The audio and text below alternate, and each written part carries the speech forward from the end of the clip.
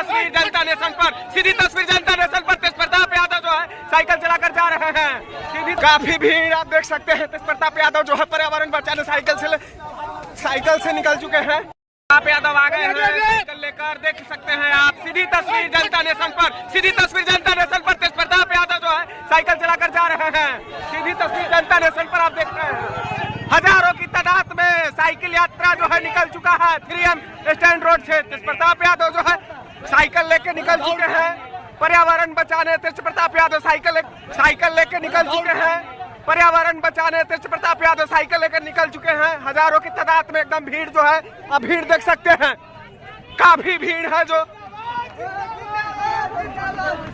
काफी भीड़ है, आप देख सकते हैं। भीड़ काफी भीड़ आप देख सकते हैं। तेज प्रताप यादव जो है पर्यावरण बचाने साइकिल से निकल चुके हैं।